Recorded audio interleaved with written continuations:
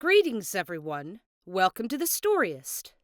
In today's video, I will be telling you a story about a man who almost lost everything he had. Join me in this video to know how he was able to rise above and found peace for his heart. David slowly walked towards a white gate as he kept his constant pace. The place didn't change from the moment he left 5 years ago. Memories eloped to him like it was yesterday, when his son and him were happily playing under the shade of the cherry blossom tree they both planted. As he reached the door, he was hesitant to knock. He kept on wondering what would be Lucy's reaction when she opened the door. He gathered all his courage, he knocked 3 times, slowly and enough to be heard inside. A few minutes passed, and no one opened the door. He knocked again. This time it was much louder. Lucy wondered who might be knocking this time. Slowly, she opened the door. Stunned by the man standing, she didn't know how she would react. After 5 years, she saw the man she loved, the father of her son, and the man who almost took her life. Anger and hatred filled her heart. "What are you doing here?" asked Lucy. David could not believe that Lucy remained beautiful as she was before. It was like she never aged. He humbly asked for his son, Anthony. He explained that he was released from prison yesterday. He also asked if he could live in the house for at least a few days until he got back on his life. Lucy couldn't contemplate what she heard. She refused to help David and even let him be with his own son. After what he did 5 years ago, she couldn't forgive him. She immediately kicked him out and told David that she doesn't want him back in their life. Also, she emphasized not to interfere with their lives again. She pushed him as hard as she could and closed the door in front of his face. He staggered away, lowering his head and trying not to notice the sympathetic glances of the passers-by. They all seemed to feel sorry for the man whose face had sorrow and lost the will to live. He walked at the end of the bridge, thinking of what would be his purpose if he would continue the miserable life he was currently living. He closed his eyes and was about to jump. Memories from the past suddenly flashed back. It was the bright smile of his son. He also heard the tiny voice calling him, "Daddy!" He then stepped back as he cried as loud as he could, wishing all the pain would be gone the moment he stopped. He pulled himself together and realized that he couldn't just give up. He had to fight for his son.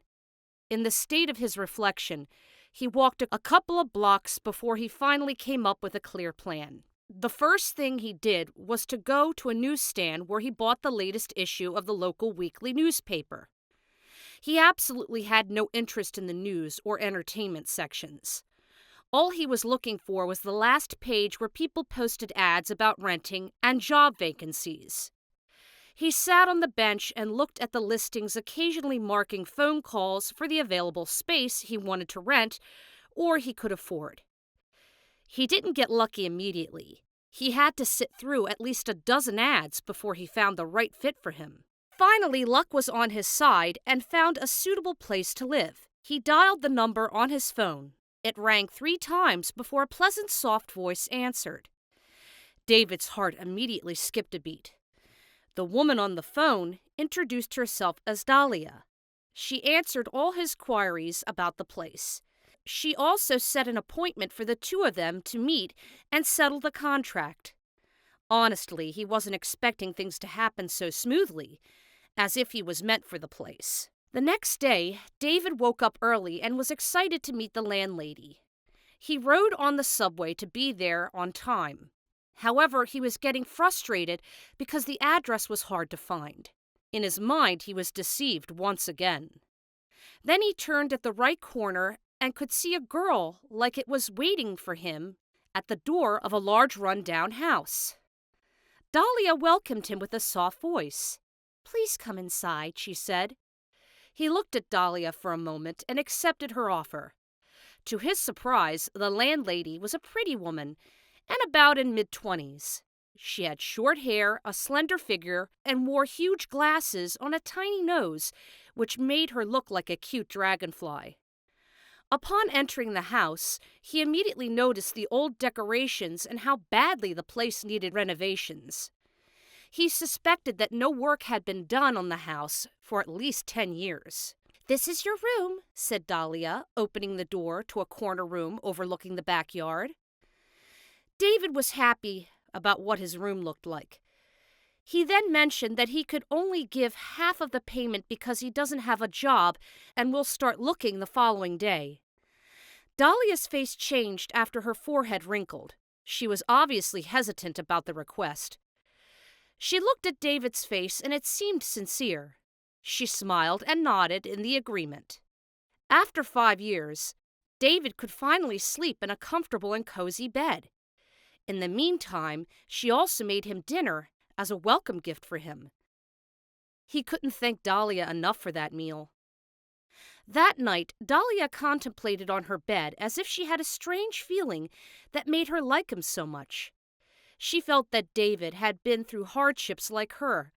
She always felt like a failure. She inherited the house from her grandmother, who had died a year ago while her mother died in childbirth, and she never saw her father. Her personal life was no good either. Her friend always said that somehow she managed to attract negative energy. The next day, she was so amazed by David because he fixed the faucet and electrical wirings on the living room. David mentioned he was an engineer until 5 years ago. She saw the pain in his face, and she anxiously asked what happened. In a shaky voice, he mentioned that he was an ex-convict and started his story. 5 years ago, he had a wonderful career, a beloved wife, and a sweet son. One day, he came early from work and found his wife cheating on him with his neighbor in their bedroom. His mind went black, and he grabbed the vase and hit his wife's lover. His wife called the police, and he was sentenced for 5 years in prison. Dahlia approached him and held his hand. It was like an invisible spark flashed between them. David called up his old acquaintances 5 years ago. Unfortunately, most of his former companions wanted nothing from a man whose reputation was tarnished by a criminal record. Only one of them gave him a job. Now there's a glimmer of hope, and he transformed completely. He established his own construction firm, and he also began spending more time with Dahlia. At one point, he invited her to dinner at a restaurant. He was happy to see the joy in the eyes of the woman who considered herself a loser her entire life. Slowly but surely, they began to date, growing more attached every day. He didn't want to rush things. He wanted to give her an opportunity to enjoy the relationship. When Lucy learned about her ex-husband's success, she came to an unexpected realization and even felt jealous of Dahlia. She learned about the couple by accident when she saw David at an anniversary party where she used to work. To her disappointment, he didn't care about her. However, he did promise to support his son and asked her for legal custody. One day, coming home from work, he asked Dahlia out to dinner. While they were eating, she heard a familiar song, her song for his love. Then suddenly, David went down on his knees and asked if she would live happily ever after with him. "Yes, I would live happily ever after with you," said Dahlia. Thus both of them found peace and love for each other. Sometimes in life, you're not always given a second chance. But if you do, take advantage of it. Every second, a seeker can start over for his life's mistakes and initial drafts, and not the final version. Let tomorrow be your second chance to prove that you are better than today and yesterday. That's all for today. We hope you enjoyed that video, and we'll see you in the next. Stay tuned.